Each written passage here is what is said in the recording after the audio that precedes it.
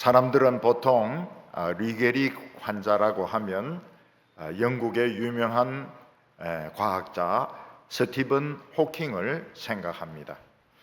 스티븐 호킹은 21살에 류게릭병에 걸렸는데 의사는 그가 5년을 넘기지 못하고 죽을 것이라고 진단했습니다.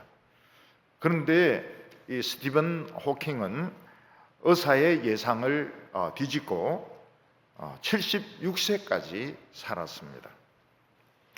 그는 휠체어를 타고 손가락으로 휠체어를 운전했는데 그의 생각이 컴퓨터도 연결이 되어 가지고 그게 음성으로 변하는 그런 식으로 해서 강의를 했습니다. 영국 캠브리지 대학에서 오랫동안 교수로 있었습니다. 이 스티븐 호킹이 발견한 것 중에서 중요한 것이 블랙홀 이론입니다. 우주에는 모든 빛을 빨아들이는 블랙홀이 있다는 것입니다. 또 그가 쓴 책 중에서 시간의 역사, History of Time 이라는 책이 있는데 전 세계에 1000만 부 이상 팔렸습니다.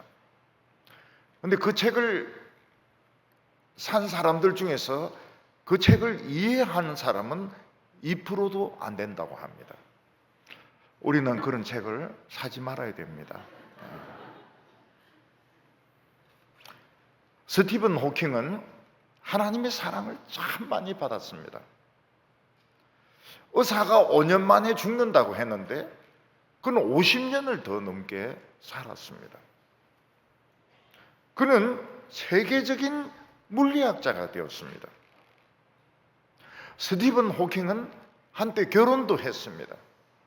근데 결혼 생활이 될 수가 없으니까 부인은 이혼하고 끝까지 스티븐 호킹을 간호하는 일을 했습니다.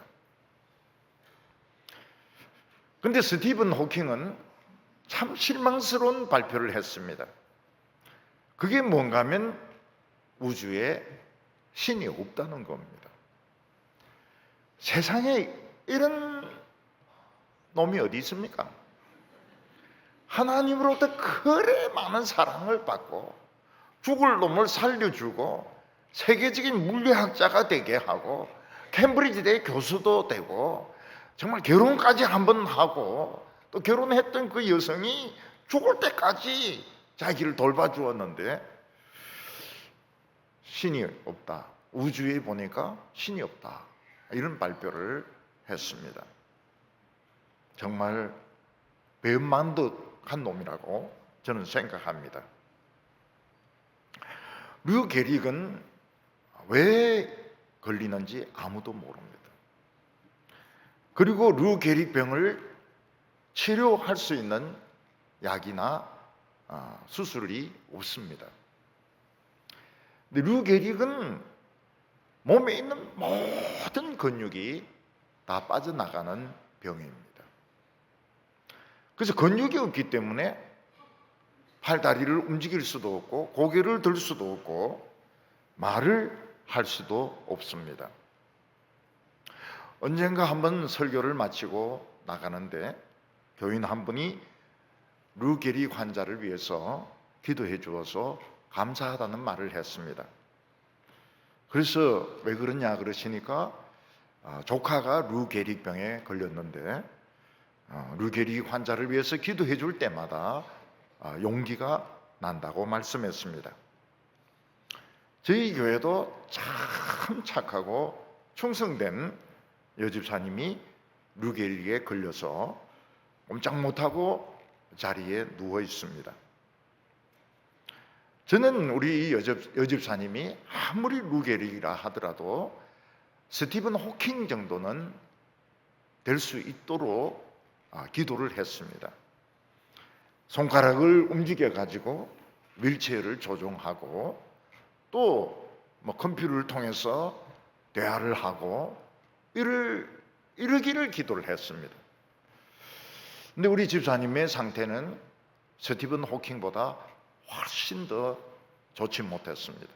손가락도 움직이지 못하고, 그리고 이 컴퓨터를 통해서 대화도 할 수가 없는 상태로 지금 누워 계십니다.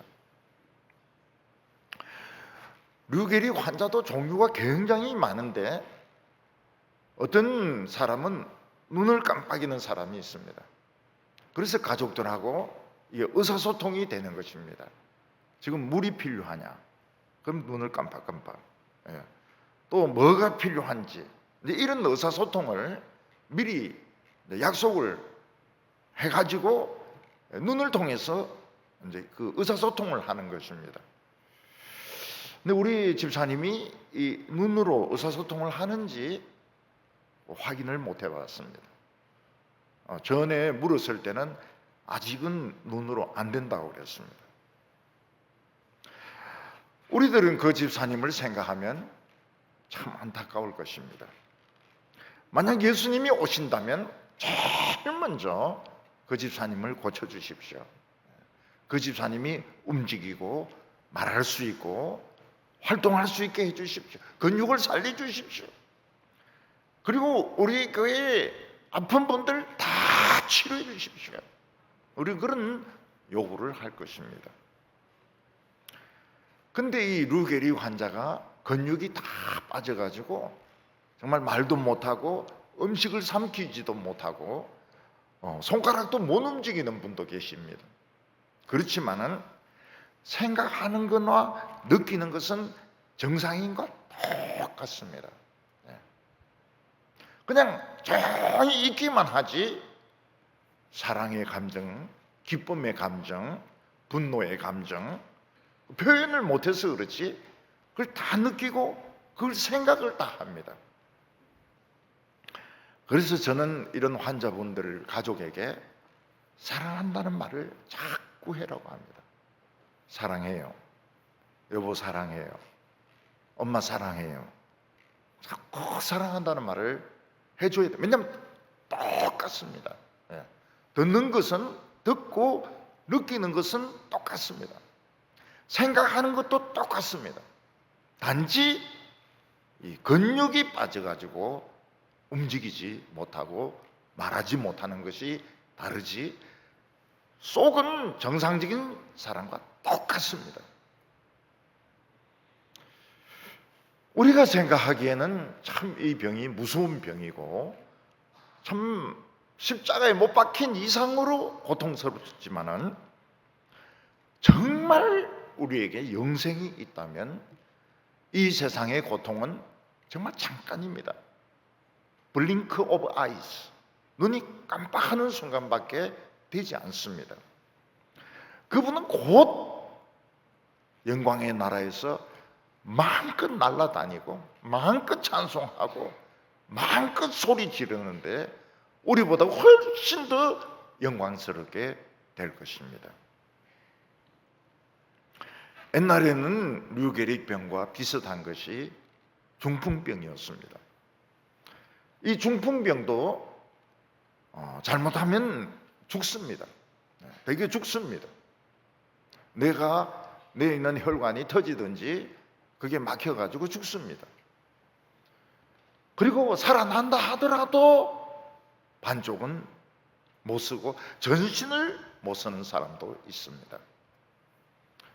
그런데 이 중풍병자가 한 명이 있었는데 이분이 예수님에게 고침을 받으러 왔습니다. 그때 예수님께서는 이 중풍병자를 통해서 우리에게 굉장히 놀라운 사실을 알려주셨습니다. 오늘 우리가 이거를 모르면은 우리의 신앙은 계속 세상과 하나님 사이에서 왔다 갔다 하게 됩니다. 오늘 첫 번째는 믿음을 가진 이 중풍 환자를 보게 됩니다.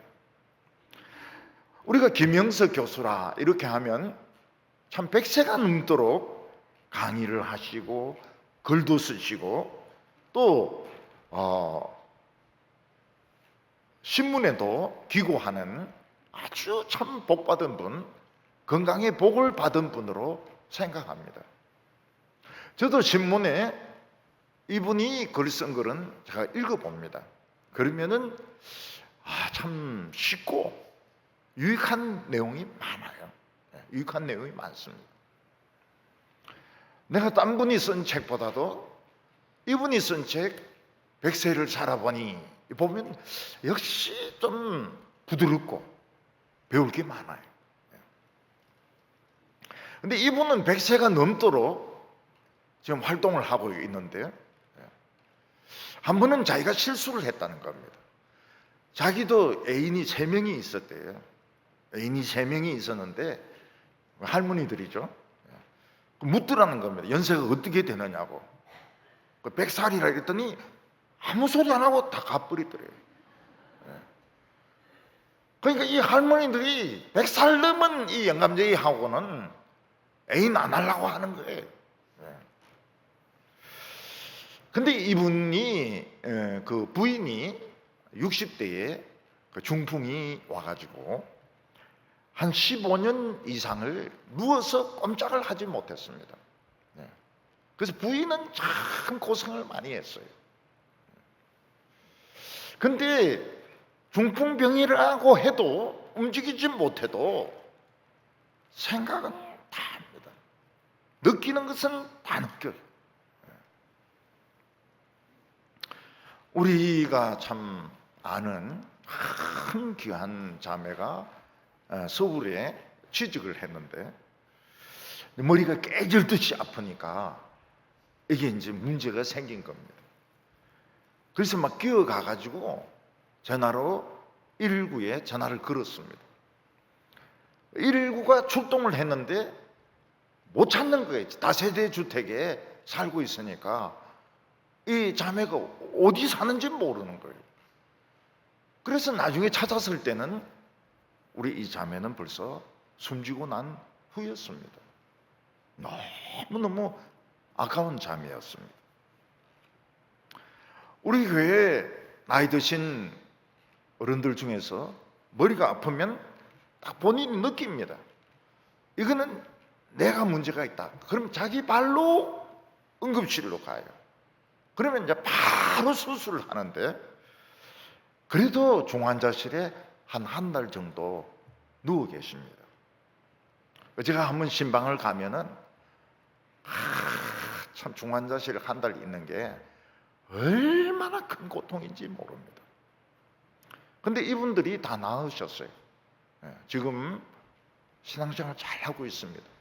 교회 잘 나오고 계셔요. 예수님께서 갈릴리 여러 지역에서 강력하게 이 메시아의 오심을 설교하고 많은 병자의 병을 고치셨습니다.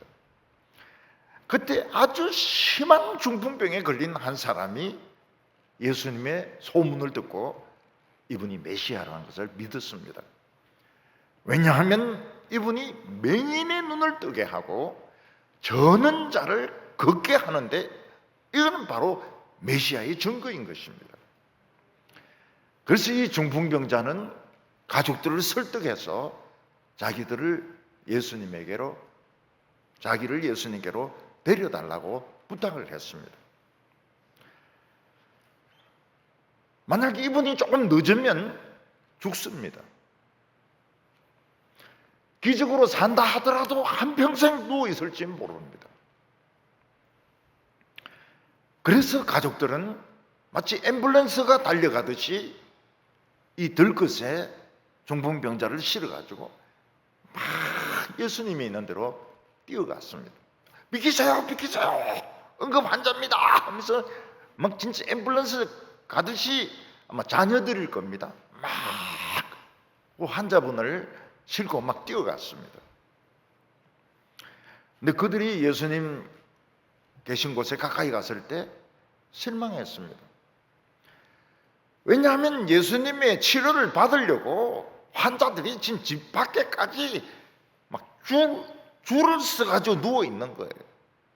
그 뚫고 들어갈 수가 없습니다. 예를 들어서 어떤 응급 환자가 병원 응급실에 가는데 환자들이 막 그 복도에도 누워 있고 심지어는 밖에까지 막 누워 있다면 파고 들어갈 수가 없을 겁니다. 다른 병원에 가든지 집으로 돌아가야 될 것입니다. 그런데 이 중풍병자는 절대로 집으로 안 가려 합니다. 왜냐하면 집으로 가는 것은 죽는 거거든요. 집으로 가는 것은 죽는 거라. 그러니까 절대로 집에 안 가려고 하니까 가족들이 혹시 틈이 없는가. 근데 그 집을 이제 살펴본 겁니다. 그 집은 틈이 없지만은 지붕이 기와로 되어 있었습니다. 그래서 환자의 가족분들은 기와라면 우리가 벗기고 또 다시 입혀주면 되지 않은가.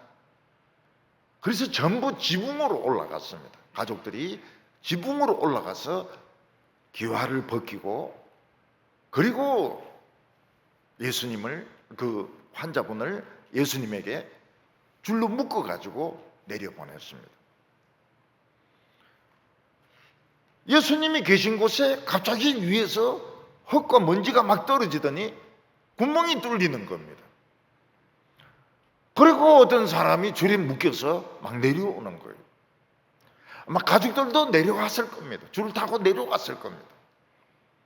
그리고 예수님 앞에 무릎을 꿇고 예수님, 우리의 무례함을 용서해 주십시오. 지금 이 환자분이 돌아가시려고 하는데 사람이 많아서 올 수가 없었습니다.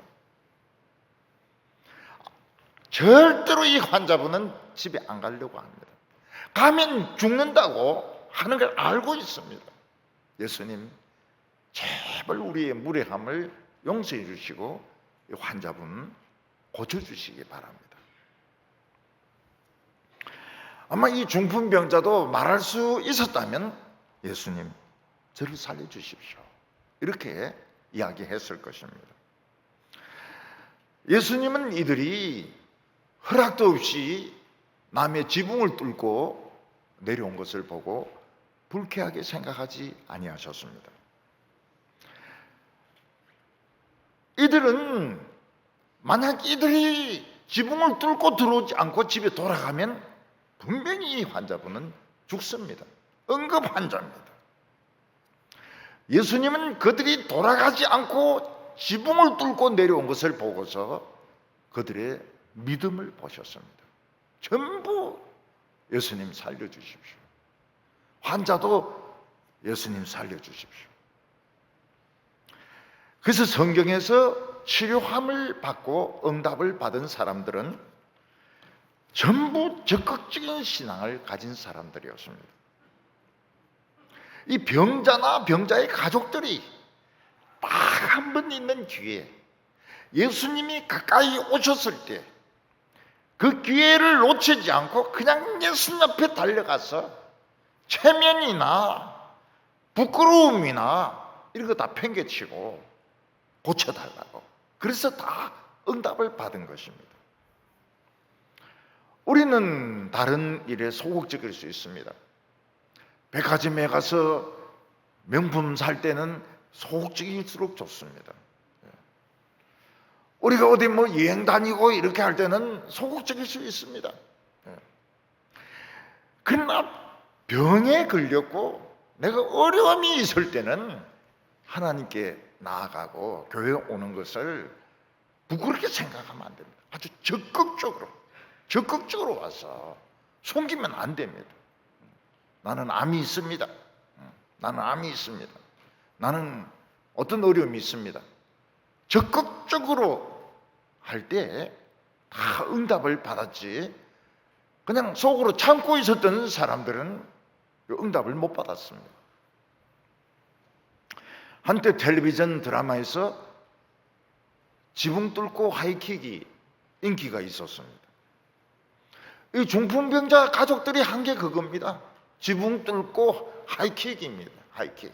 지붕을 그냥 뚫어버리고 그냥 예수님 밑에 다 내려와가지고 지붕 구멍으로 내려와가지고 일제히 예수님께 우리의 무례함을 용서해 주십시오. 살려주십시오.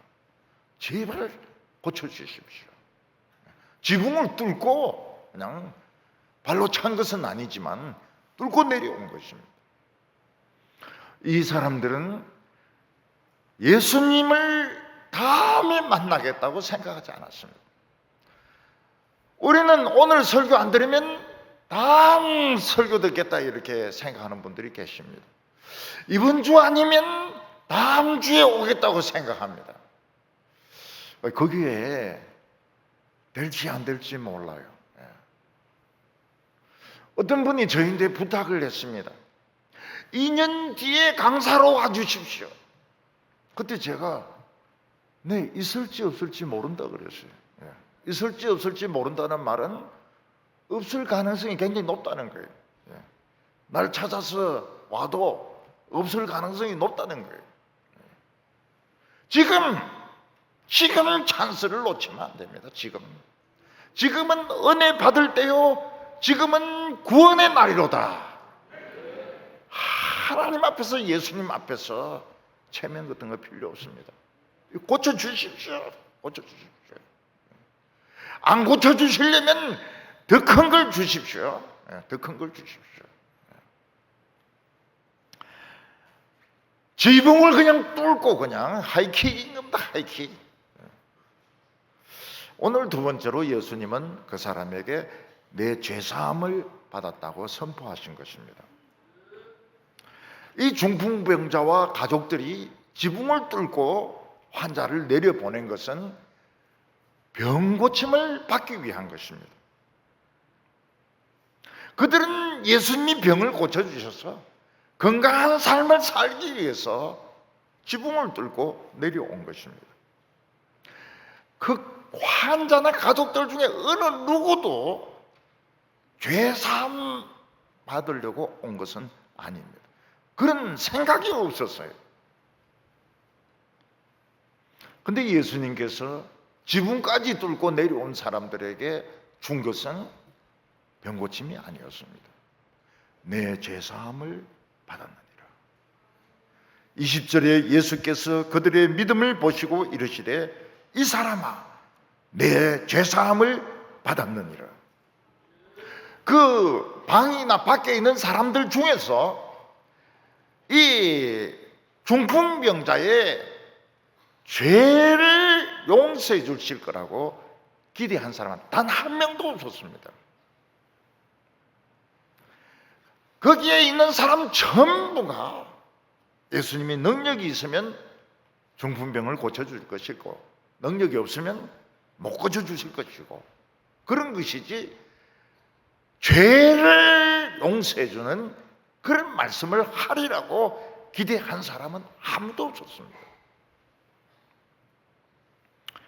근데 예수님께서는 그 사람을 딴 세계로 데리고 가셨습니다. 내 죄사함을 받았느니라. 지금 병고침을 받으러 왔는데 내 죄사함을 받았느니라. 이 사람이 예수님이 죄사함을 받았느니라 이랬다 해서 막 가슴이 뜨거워진 것도 아니고 눈물이 막 쏟아진 것도 아니고 그전하고 달라진 게 아무것도 없어. 똑같아요. 죄사함 받기 전이나 죄사함 받은 후나 달라진 게 아무것도 없고 또 진짜 죄사함 받은지도 모르겠고 변한 것은 아무것도 없었습니다. 그래서 예수님의 이 말씀에 대해서 반응이 전부 좀 좋지 못했습니다. 이 중풍병자와 가족들은 병고침을 지금 기대하고 왔는데 죄 용서함을 받은 이게 무슨 말일까? 응? 병은 안 고쳐주시고 내 죄사함을 받았느니라 이게 무슨 소리일까? 이해가 안 되는 거예요. 거기 있는 사람들도 똑같습니다. 내 죄사함을 받았느니라 이게 무슨 말인가? 이게 무슨 뜻인가? 예수님이 무슨 뜻으로 이런 말씀을 하시는가? 이해가 안 됐어요. 근데 거기 있는 서기관과 바리새인들은 신학을 좀 알거든요. 그들은 죄 용서는 하나님만 할 수 있다고 알고 있습니다. 근데 예수님이 인간으로서 죄 용서함을 받았느니라 이렇게 선포하니까 이 사람들이 막 웅성거리기 시작하는 겁니다. 아, 지가 사람이 되어서 어떻게 딴 사람의 죄를 용서해 줄 수 있느냐? 이거는 정말 신성모독이다. 이거는 절대로 용납할 수 없는 일이다. 이러면서 사람들이 막 웅성거리기 시작했습니다. 구약시대 때 사람이 죄를 지으면 양이나 염소를 끌고 성전으로 갑니다. 그래서 양이나 염소의 머리에 손을 얹고 자기의 죄를 이야기합니다. 자기가 무슨 죄를 지었다 이렇게 이야기를 하면 결국 그 짐승을 죽여서 피를 죄인에게도 뿌리고 번제단에도 뿌리고 그리고 그 짐승을 완전히 태워버립니다. 완전히 태워버립니다. 그리고 또 하나님께 화목제를 또 드립니다. 그리고 제사장이 뭐라고 말합니까? 내 죄사함을 받았느니라 이렇게 이야기합니다. 그렇지만 근본적으로는 제사장이 그런 말은 하지만 제사장이 죄 용서해 줄 수 있는 건 아니에요. 죄 용서는 하나님만이 해줄 수가 있습니다. 근데 예수님은 제물도 없고 번제단도 없고 성전도 아닌 곳에서 그냥 조그마한 믿음을 보시고, 어떤 믿음입니까? 지붕을 뚫고 내려온 그 작은 믿음을 보시고 내 죄사함을 받았느니라. 이 이해가, 환자도 이해가 안 되고 가족도 이해가 안 되고 아무도 이해가 안 되는 겁니다. 예수님께서 그 말씀을 하시고 난 뒤에 그 있는 사람들은 전부 웅성웅성하고, 어떤 사람은 막 불평을 하고 어떤 사람은 막 소리를 지르고 아주 난리가 났습니다. 그때 예수님께서는 웅성거리는 무리를 향해서 질문을 던지십니다. 23절에 내 죄사함을 받았느니라 하는 말과 일어나 걸어가라 하는 말이 어느 것이 쉽겠느냐? 지금 모든 사람들이 기대하고 있는 것은 중풍병이 치료되는 것입니다. 그런데 예수님이 주시려고 하는 것은 죄 용서받은 새로운 삶입니다. 어느 것이 더 쉬우냐는 겁니다. 우리가 생각해 보면 내 죄 사함을 받았느니라, 눈에 안 보이는 겁니다. 눈에 안 보이는 거예요. 말씀은 죄 사함을 받았느니라 하지만 사해졌는지 안 사해졌는지 눈으로는 안 보입니다. 그리고 본인도 뭐 느낌이 있는 게 아니에요. 거기에 비해서 내 자리를 들고 걸어가라, 이 눈에 보이는 거 아닙니까? 중풍병이 낫지 않으면 못 걸어가지 않습니까? 자리를 들고 갈 수가 없지 않습니까? 그래서 어떻게 생각해 보면 병 고치는 게 훨씬 어려울 수 있습니다. 죄 사함을 받는 것은 안 보이는 거니까요. 근데 반대로 진짜 이게 사실이라면, 병 고침을 이 죄 사함을 받는 것이 진짜 사실이라면, 병 고침 받는 것은 그냥 이 세상 사는 동안에 좀 행복한 것이고, 죄 용서 받는 것은 영원히 행복한 것이니까 사실은 죄 용서 받는 것이 훨씬 더 중요하죠. 훨씬 더 어렵고. 그러니까 이 관점에 따라서 이게 달라지는 겁니다. 이 세상을 위주로 보면 병 고치는 것이 더 어렵고 중요하고, 영원한 세계를 생각해 보면 죄 용서 받는 것이 훨씬 더 어렵고 중요한 것입니다. 그래서 예수님이 어느 것이 더 쉬우냐 이렇게 말씀하신 것을 어느 것이 더 중요한가 이렇게 바꾸어서 우리는 질문을 해볼 필요가 있습니다. 어느 것이 더 중요합니까? 역시 이 세상에서 사는 것을 생각해 보면 병 고침을 받는 것이 훨씬 중요하죠. 중풍병자가 죽지 않고 중풍병자가 치료되어서 건강하게 일어서는 것이 훨씬 행복하죠. 그러나 이 병고침은 이 세상에서만 해당되는 것입니다. 만약 영원한 세계가 여기서부터 시작된다면 죄 용서받는 것은 여기서부터, 지금 여기서부터, 병이 있든지 없든지부터 영생이 시작되는 겁니다. 이 세상에서부터 영생의 삶을 시작하는 겁니다. 여기서 예수님이 폭탄 선언을 하십니다. 24절에 보면 그러나 인자가 땅에서 죄사하는 권세가 있는 줄을 너희로 알게 하리라 하시고, 예수님이 이 세상에 오신 것은 단순히 우리가 병 낫고 좋은 학교에 합격하고 좋은 직장에서 월급 많이 받도록 오신 것이 아니라는 것입니다. 사실 우리에게 암이 생겼을 때, 또 심한 우울증이 생겼을 때, 허리 디스크가 생겼을 때, 간 경화가 왔을 때, 신장 투석을 하고 있을 때, 우리가 하나님께 원하는 것은 당연히 병 고쳐달라 하는 기도입니다. 현대인들은 너무 병 때문에 정신적으로 고통을 많이 받고 있습니다. 페인, 고통을 많이 받고, 고통의 문제가 오늘 현대인들의 문제입니다. 그래서 병원에서도 전문적으로 통증 치료학과가 있습니다. 우리에게는 암 고침을 받고 간경화를 고침을 받고 중풍병이 치료되는 것이 중요할까요? 아니면 죄 용서 받는 것이 중요할까요?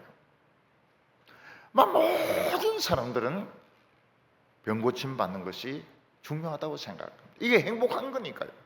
암이 치료되고 간경화가 치료되고 혈액투석이 치료가 되고 머리에 있는 뇌에 있는 꽈리가 없어지고 심장병이 고쳐지고, 이게 훨씬 중요하죠.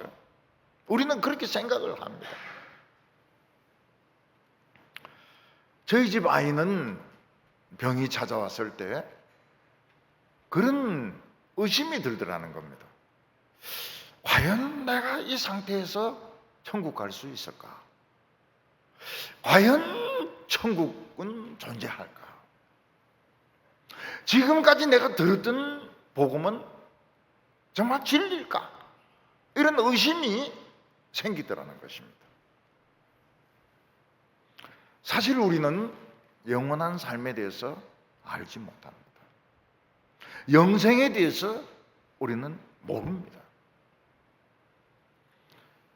예수 믿는다고 하면서도 우리는 영생에 대해서 긴가민가합니다. 긴가민가.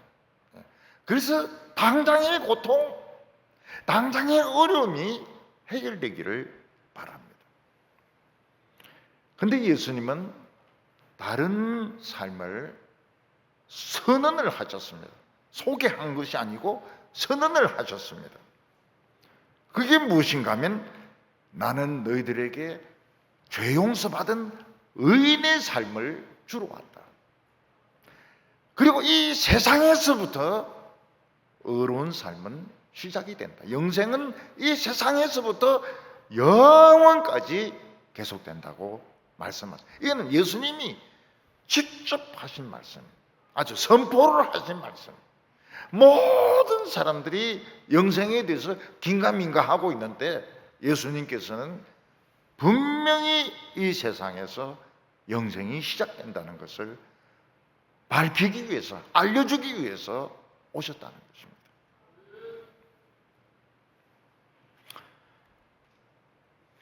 물론 우리 몸에 병이 있을 수 있습니다.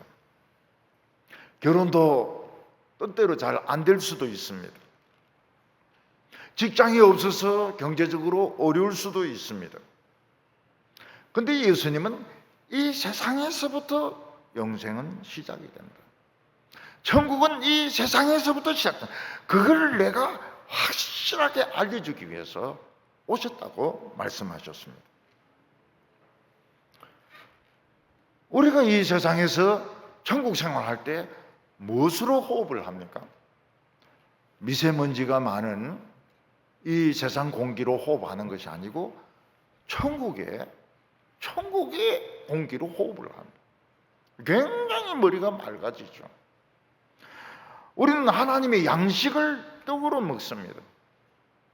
우리가 마시는 음료는 삼다수가 아닙니다. 에비앙이 아닙니다. 성령의 생수를 마시는 겁니다. 이 세상에서. 용서받은 사람의 특징은 뭔가 하면 이 세상에서 두 가지 인생을 살게 됩니다.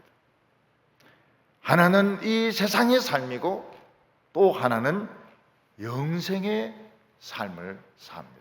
두 가지 삶을 살아요.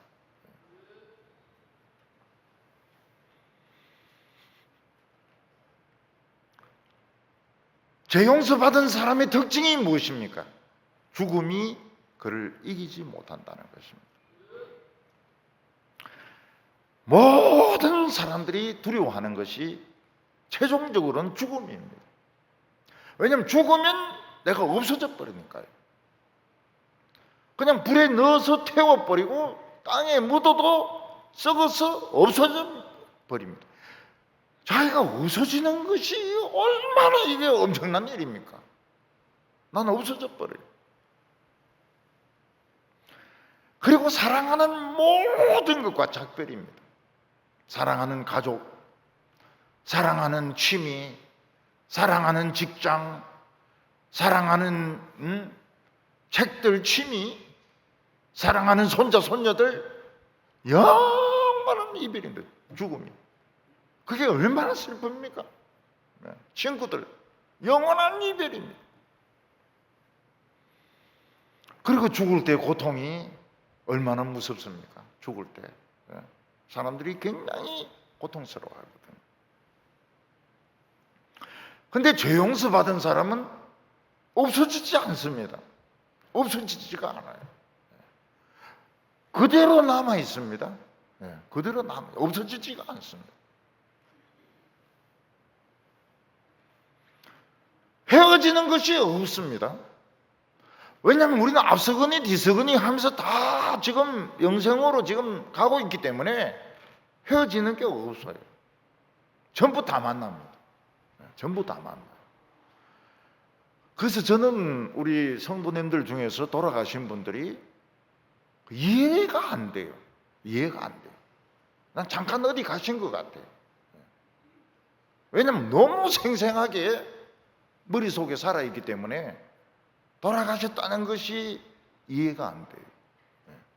우리는 지금 앞서거니 뒤서거니 하면서 지금 막 가고 있는 겁니다. 죽을 때 고통 잠깐 따끔한 겁니다. 따끔. 수술 받을 때 전신 마취하지 않습니까? 따끔하죠. 따끔. 등에다가 이 마취 주사 나면 따끔하죠. 의사 선생님이 뭐라고 말합니까? 조금 따끔합니다. 이렇게 합니다. 그리고는 그냥 정신이 잃어버려요. 정신이 없어요. 이 세상에서 아무리 고통스러워도 따끔입니다. 따끔. 잠깐이에요. 잠깐. 이 세상의 모든 고통은 눈 깜짝할 사이에 일어나는 겁니다. 그리고 우리는 어떻게 합니까? 이 세상 옷을 벗습니다. 뼈까지 벗습니다. 뼈까지. 피부, 살, 옷까지 다 벗습니다. 전부 다 벗어버려요. 그리고는 천사의 옷을 입습니다.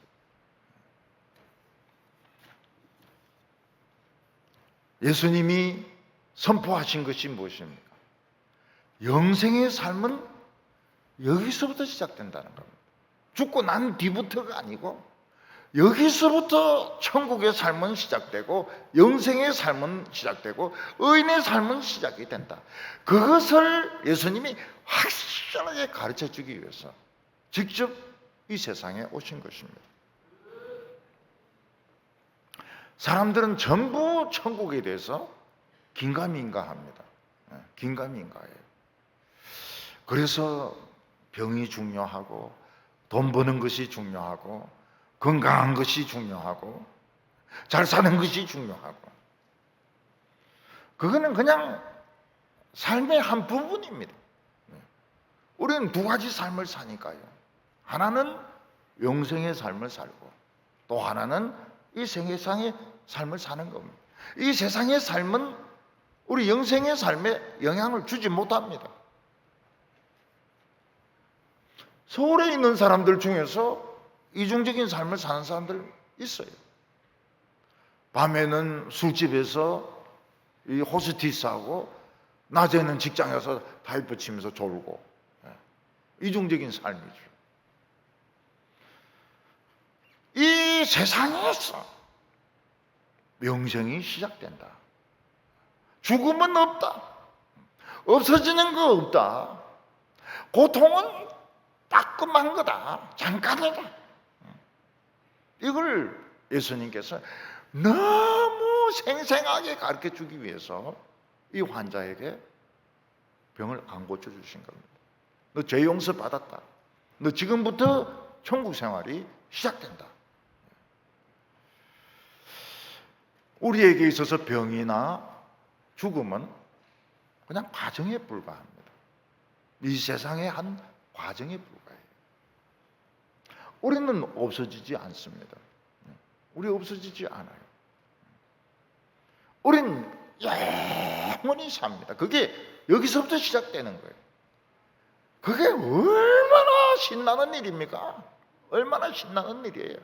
영원히 사는 것이 얼마나 신나는 일입니까? 오늘 세 번째로 예수님은 내 침상을 가지고 걸어가라 하면서 육체의 병까지 치료해 주셨습니다. 예수님이 주시는 영생의 삶, 이 죄 용서받은 자의 삶은 눈에 보이지가 않습니다. 이건 우리 영혼으로 느끼고 우리 영혼으로 체험하는 것입니다. 우리 양심으로 느끼고 양심으로 체험하는 것입니다. 지금 예수님 앞에 있는 사람들은 다 놀라고 있습니다. 왜냐하면 죄 용서 받는 것은 눈에 안 보이거든요. 사람들은 전부 병 낫는 것이 중요하다고 생각합니다. 이 세상에서 행복하게 사는 것이 최고라고 생각합니다. 죽고 난 뒤에 천국이 있는지 지옥이 있는지 가봐야 한다는 거예요. 이 세상의 인생은 눈에 보입니다. 아픈 것도 눈에 보이고 잘 사는 것도 눈에 보이고 좋은 집에 사는 것도 눈에 보이고, 그런데 용서받은 삶은 눈에 안 보입니다. 영생의 삶은 하나도 눈에 안 보여요. 사람들은 눈에 안 보이는 걸 믿습니까? 안 믿습니다. 영생의 삶이 여기서 시작된다? 안 믿습니다. 그래서 이 영생의 삶, 죄 용서받은 삶은 정명이 안 되는 거예요. 정명이. 내가 죄 용서받았고 내가 영생의 삶을 살고 있다. 이 세상 일 말고 또 인생을 살고 있다는 것이 정명이 안 되는 겁니다. 그래서 예수님께서는 영생의 삶을 정명을 해주셨습니다. 예수님은 중풍병자에게 말씀하셨습니다. 내 침상을 가지고 집으로 가라.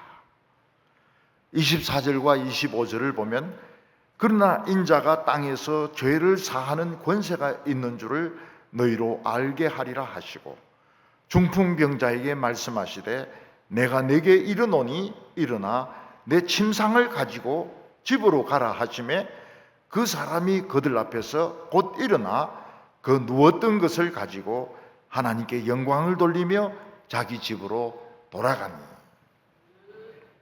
예수님께서 지금까지 맹인들의 눈을 뜨게 하시고 저는 자들을 걷게 하신 것은 메시아가 왔다는 것, 메시아의 시대가 시작이 되었다는 것을 예수님께서 보여주시는 겁니다.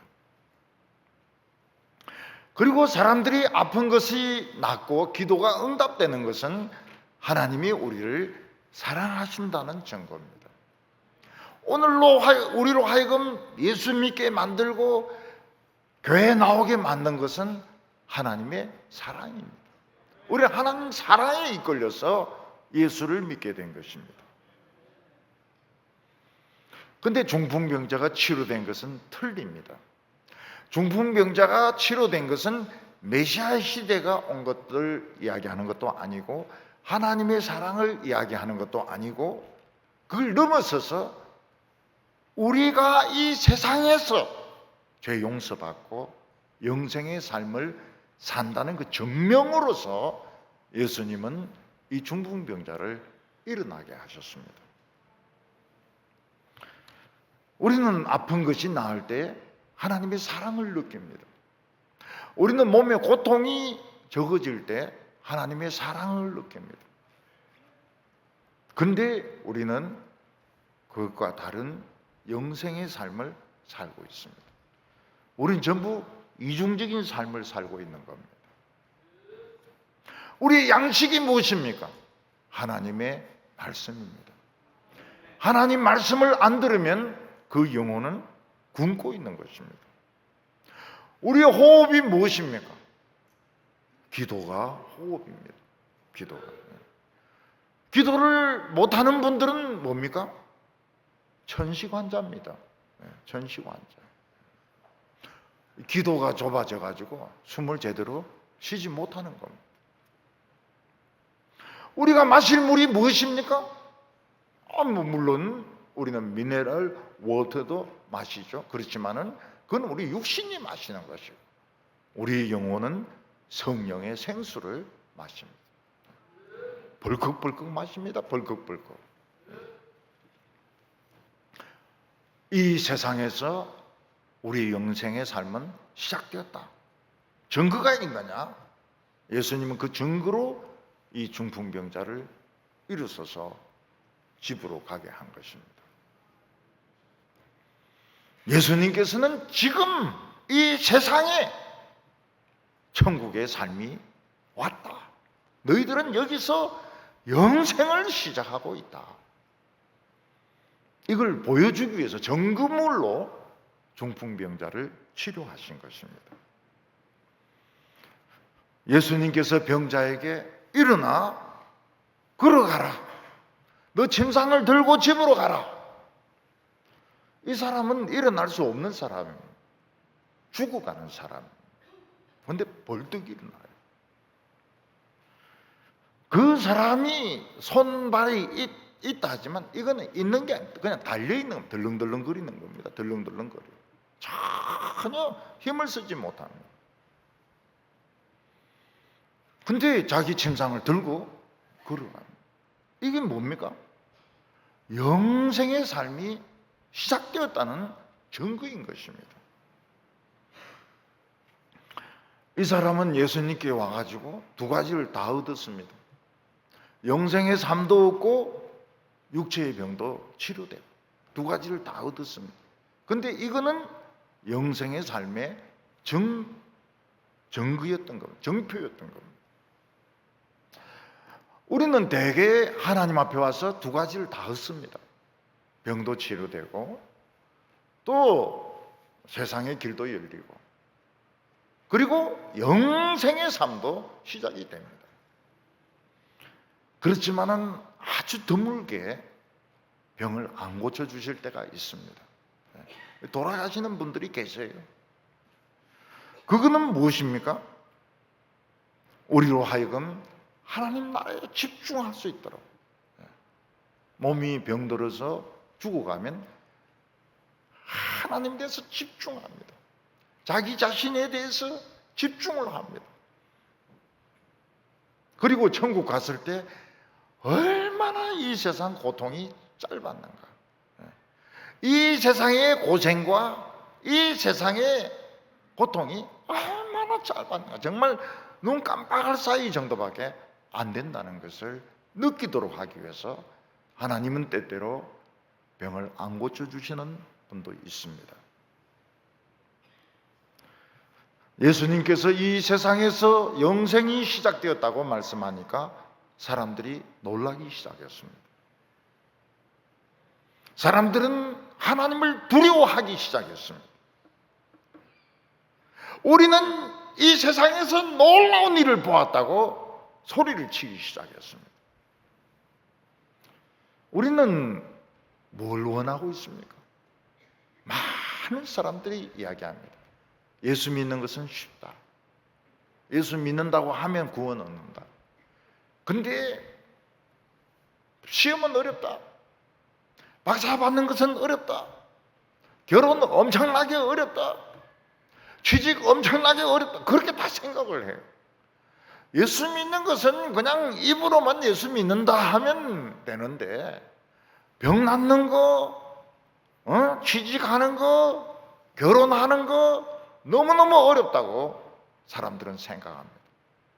이게 예수님이 너무 잘못된 생각이란 겁니다. 너무 그거는 또 하나의 삶이고, 결혼하고 아이 낳고 그리고 직장 다니는 것은 육체를 가졌기 때문에 사는 삶이고, 우리에게는 영생의 삶이 시작되고 있다. 영생의 삶은 이 세상의 고통에 의해서 영향을 받지 않습니다. 예수님이 이 세상에 계신 동안에 이거 잡으라는 겁니다. 영생을 잡으라는 겁니다. 복음이 선포되고 있는 동안 영생을 잡으라는 것입니다. 오늘 너무나도 많은 크리스찬들이 오락가락하고 있습니다. 오락가락. 이 세상의 복과 영생을 혼동을 하고 있습니다. 여러분, 지금부터 우리는 이 세상에서 영생을 시작하는 겁니다. 이 영생은 중단되지 않습니다. 죽음이 우리를 없앨 수 없습니다. 죽음을 없애버립니다. 사랑하는 성도 여러분, 혼동을 없애기 바랍니다. 예수님께서는 죄 없는, 죄 용서받은 영생의 삶, 이걸 주시기 위해서 오셨다고 했습니다. 오늘부터 영생의 맛을 누리시기를 바랍니다. 천국의 그 놀라운 비밀과 천국의 그 놀라운 축복을 지금부터 누리시기를 바랍니다. 기도하겠습니다. 거룩하신 하나님 아버지, 저희들은 믿노라 하면서도 하나님의 영생의 나라를 믿지 못할 때가 많았습니다. 무조건 병 낫고, 무조건 좋은 학교에 합격하고, 무조건 세상 사람들이 부러워하는 그런 자리에 있기를 원했습니다. 그거는 그냥 이 세상의 한 삶의 방편에 불과합니다. 하나님께서 예수님을 보내셔서 영생을 주셔서 감사합니다. 오늘 우리의 눈을 열어서 하나님의 말씀의 귀한 세계를 보게 하여 주시옵소서. 성령의 생수를 마시게 하여 주시옵소서. 하나님의 그 비밀의 나라를 우리가 찾아가게 하여 주시옵소서. 예수님의 이름으로 기도하옵나이다.